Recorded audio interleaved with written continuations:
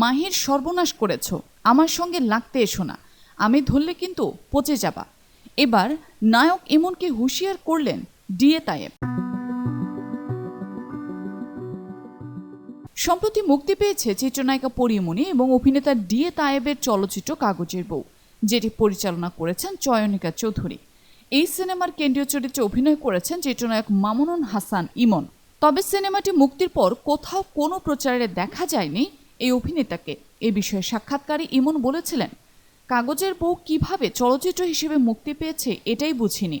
Shooting শুরুর আগে পরিচালক চয়নিকা চৌধুরী একদিন আমাকে ফোন করে বলেন, ইমন, আমি একটা ওয়েব ফিল্ম বানাবো, গল্পটা হচ্ছে এরকম। বললাম, অন্য আর্টিস্টরা কে কে থাকছেন? তখন তিনি বললেন, পরীমণি। ডিএ তায়েবের কথাও বলেছিলেন। তারপর গল্পটা শুনে রাজি হয়েছিলাম, শুটিংও করলাম।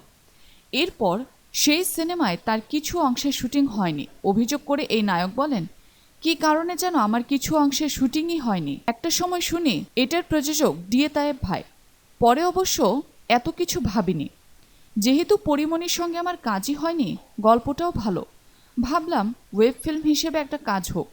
পরিচালক থেকে শুরু করে আমরা শিল্পীরা সবাই জানি এটা ওয়েব ফিল্ম, কিন্তু পরে শুনি ফুটেজ দেখার পর প্রযোজকের মনে হয়েছে এটা ফিল্ম হয়ে যেতে পারে।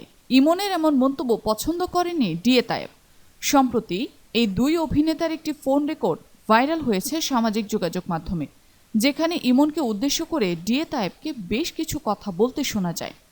ফাঁস হওয়া সেই অডিওতে ডিএ তায়েবকে বলতে শোনা যায়, ইমন, তোমার একটা ইন্টারভিউ দেখলাম, তুমি খুব অন্যায় কথা বলেছ। আমি কিন্তু কখনোই তোমাকে কাস্টিং করি নাই, আর আমি এই সিনেমার প্রযোজকও না। আমার কাছে চুক্তিপত্র থাকলে তা দেখাও, নইলে বিপদে পড়বা। এরপর চিত্রনায়িকা মাহির একটা ঘটনা উল্লেখ করে তিনি বলেন, তোমার জন্য মাহিও সিনেমাটি করেনি। তুমি একবার একটা কাজ করে মাহির সর্বনাশ করেছ। তোমার জন্য একজন মন্ত্রীর মন্ত্রিত্ব চলে গেছে। আমি ধরলে কিন্তু পচে যাবা, তোমার পেছনে যেই থাকুক না কেন। এরপর ইমনকে উদ্দেশ্য করে ডিএ তায়েব বলেন, আমি তোমার মতো মানুষকে কখনোই আমার সিনেমায় নিব না। আইন প্রমাণ চাই সবসময়। তুমি টিভি চ্যানেলে ইন্টারভিউ দিয়ে বড় কিছু হয়ে যাও নাই, প্রমাণ থাকলে দেখাও, নইলে তুমি বিপদে পড়ে যাবা। জ্ঞানে আসো, হুঁশে আসো। এদিকে অডিও রেকর্ডটি ছড়িয়ে পড়ার পর গণমাধ্যমের সঙ্গে কথা বলেছেন ডিএ তায়েব। তিনি এর সত্যতা নিশ্চিত করে বলেছেন, হ্যাঁ, অডিওটি আমার আর ইমনের কথোপকথনের অংশ, যেটা কোনোভাবে ছড়িয়ে দেওয়া হয়েছে সামাজিক যোগাযোগ মাধ্যমে।